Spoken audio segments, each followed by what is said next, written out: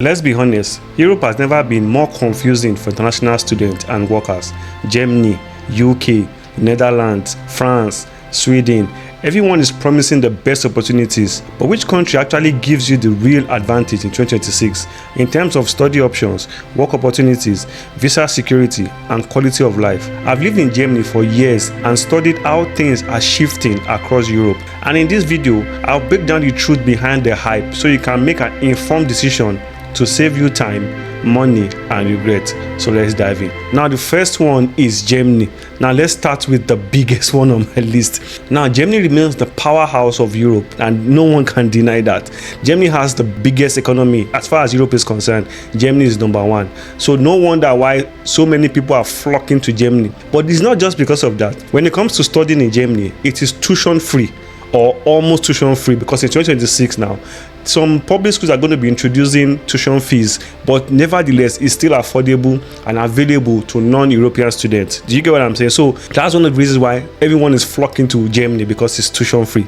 Now on top of that, there's also a post-study visa, which is automatic. You get 18-month post-study visa to look for a job in Germany. That is the longest in the whole of Europe. No country in Europe is offering 18-month post-study visa free, because all you need to do is pay. You just pay, I think it's 90 euros, and it's automatic. It's just like a pathway. Once you're done with your studies, you get the 18 months. Do you get what I'm saying? Not just that, the job market is very, very stable. There's a lot of security when it comes to Germany, because like I said, Germany is a very aging country. They have a very aging population, so they need a lot of skilled workers. So there's a lot of opportunity in Germany. If you are a skilled person and you can demonstrate enough experience, there's a lot of opportunity for you. And that is why they've opened this, apprenticeship or Ausbildung, an opportunity card for many people, many skilled people, to come to Germany to add to the economy. So if you're a skilled person, Germany should be your destination. And to make everything cool, 5 years is all it takes for you to get your citizenship. As long as you can demonstrate that you can speak the language up to B1 level, you're already eligible to apply for citizenship. And PR, which is permanent residency, it takes just 21 months or 24 months to get your permanent residency. So how is that not interesting? How is that not attractive? Now we've talked about the good ones. Let's not talk about the cons. Now, of course, we all know the cons in Germany is, number one, is the language. Many jobs require you to be able to speak German up to a certain degree. So yes, you can get by with English, but it's better to speak the language. And German is the language that's been spoken in Germany. It's called Deutsch. So and Deutschland, of course, that's the language they speak here. So that's one of the cons, that maybe to the stress of coming to learn a new language is maybe one of the things that might not be as attractive as maybe the UK or Ireland or other countries. You get what I'm saying? But that's one of the cons of Germany. Another one is bureaucracy. Germany is a very bureaucratic country. When it comes to paperwork, they will drain and frustrate your existence. That one I can tell you firsthand. Although now they are catching up, they are trying to be more digitized, and that's the honest truth, but they still have a long way to go. So bureaucracy is also one thing that will frustrate you in Germany. It takes a long time for you to get things done. There's a lot of paperwork. Just to open an account, you sign a form as big as this, just to get an apartment, you will have to fill all the forms in this world. So those are some of the drawbacks when it comes to Germany. And also the living cost. I'm going to be very, very honest.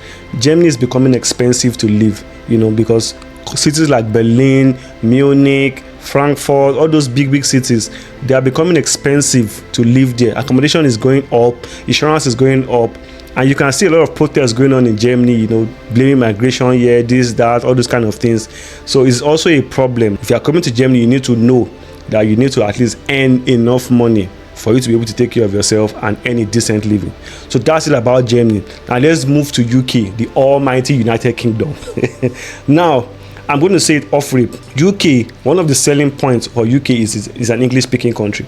And many people, many international students, they speak English. English like a universal language. Do you get what I'm saying? So that alone is already a selling point for UK. It's already an attractive place to be, just by that language alone. So, and with that language, because you can speak English, it's going to be easy for you to integrate in UK. And also for those that love to watch football, those that love the Premier League, you have an opportunity to watch your team live in the stadiums, because if you are studying in UK, you can easily go and watch Chelsea or Manchester United or Liverpool or Man City. You get what I'm saying? You can easily go there. You have direct access to them because you live there, so it's very easy. And also there are some of the best universities in the world, like Oxford, your Cambridge. They're also in UK. So all this is what makes UK an attractive place to be. However, now let's not talk about the cons, because like I said, I'm going to be breaking everything down for you. One of the cons is the school fees is extremely expensive. Telling you, freaking expensive to study in UK. I think the cheapest one I've seen so far is about £10,000. That's a lot of money. Apart from proof of funds, which is another completely different topic entirely. You get what I'm saying? So that's one of the cons of studying in UK. And another thing is job. The competition in UK is crazy because everyone speaks English. So what's your competitive advantage? Maybe you are very skilled at something, or something better, but you are competing with a lot of people. So the competition for a job is high, and that's why many people are doing care jobs and all those kind of menial jobs that because that's all they can get. And to now make it crazy, the post-study visa is not automatic. Like in Germany, you have to apply for it, and they think they'll give you for 2 years, but it's expensive too. You pay almost like £2,000 thereabout just to get the post-study visa. Now, if all that one doesn't scare you, this is the one that will scare you the most. I think now, I don't know if it's the rule, but I know there was a rumor at some point. The pathway to permanent residency in UK is now 10 years. Yes, let that one sink for a minute. 10 freaking years before you can even get permanent residency. Not even citizenship, permanent residency. Now they are proposing 10 years, unlike Germany that takes 21 months or 24 months at best. UK is 10 years. Can you imagine? 10 years just for PR. So that alone for me, is a ton of, but like I said, it's your decision. Make your decision. So, but just for you to know, these are some of the cons for studying in UK. Now let's move to the next country, which is Netherlands. Now let's not talk about the Netherlands, which is like, I would say, a hybrid between Germany and the UK. And I'm going to explain why. Now, between 2019 and 2023, the Netherlands blew up. Yes, they blew up. And that was because they introduced English taught courses within that period. And so many international students were flocking to the Netherlands. And not only that, they also relaxed the requirement for Dutch. English language now became the norm, and it was widely accepted, and companies were accepting it too. And this gave birth to easy integration because English was like normal thing. Dutch wasn't really a requirement to study in the Netherlands. So you can see what I'm saying about it being an hybrid. But now, let's not talk about the cons. Now, the con to, because I know people are asking, so why are people not rushing there? No, the con to it was, as good as it was, the school fee could not match Germany. They couldn't give students free tuition. The school fee was also expensive, but not as expensive as the UK. Do you get it now? It was between, I think, 5,000 to 8,000 euros. That was the price for the school fees. So it was still expensive compared to Germany. Of course, it encouraged English-speaking people to come, but it wasn't cheap. It was at a cost which was higher than what Germany was, offering. Although it was lower than the UK, but was higher than Germany. So you see why I said they were a hybrid. And also, the post-study visa was only for 1 year. So after 1 year, if you don't get a job, you have to bounce. So the Netherlands is only good not for long term. If you want to go, maybe you just want to have this international exposure, just want to have this, maybe European certificate or whatever, just go to Netherlands. Netherlands is the best option because short term is fine for you. But if you want to settle down in the long run, then don't go there because it is not friendly. It's only good for short term, go there, study and bounce. But if you want to stay there, get a family, get a job, then I would not advise you to go there because life there is freaking expensive and you need Dutch. You need to be able to speak the language after studies. So the English language is only effective during your studies. After your studies, you need the language to be able to get a job, settle in, and do whatever you want to do. So that's why I said they're a hybrid between Germany and the UK. Now, let's now move to France. France is the underdog that nobody talks about, nobody sees, but it's just low-key competing You get what I'm saying? So Germany also offers for their public universities the tuition fees between 2,770 euros to like 5,000 euros. They also have, top tier universities. They also have scholarships. We have so many good things too about them. Somewhat similar to what Netherlands is offering and also what Germany is offering.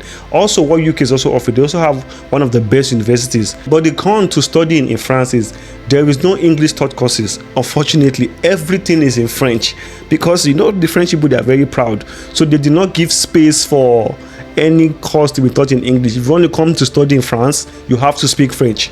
That's the only condition. And on top of that, of course, the post-study visa is also 1 year and there's easy transition if you can speak French. Okay, so that's the only clause to France, and that's why people are not really going there, except for French speaking countries. Okay, then of course you can go there, but since many international students speak English, France is not really an ideal location because of that language. If you cannot speak French, you cannot survive in France. It's simple as that. No French, no survivor. End of discussion. English, nah. But the pathway is exactly like Germany. Within 5 years, you can get your PR or citizenship. But the only problem is if you cannot speak French, everything is just a waste of time. Nothing is going to happen for you. So that's just it. Unlike Germany, which is a little bit more English accommodating, France is not. It's either French or nothing. So that's the only difference. Do you get what I'm saying now? Now the last one is Sweden. Now Sweden is also an innovation hub in Europe. They also have so many English taught courses. They have so many state-of-the-art labs. And they're a country that is very, very sustainable. They are pushing AI. They're also trying to move the bounds of Europe, trying to make noise for themselves. And that's why they created English taught courses. However, in Sweden, there's a strong link between universities and companies, so which means you can easily get a job in Sweden. The only problem with Sweden is freaking expensive.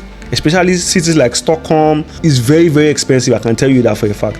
And then the weather, oh my god, it is extremely, extremely harsh.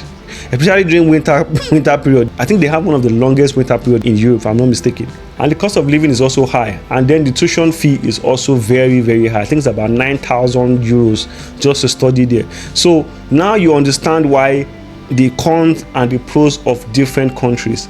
Now, I want you guys to tell me in the comments below, which country do you think is best for you? And speaking of country that is best for you, if you want to come to Germany and you need someone that will guide you, someone that will help you, someone that has gone through the system and have helped a lot of people, click on the link that's pinned in the comments below and book a consultation with me and let me see how I can work with you.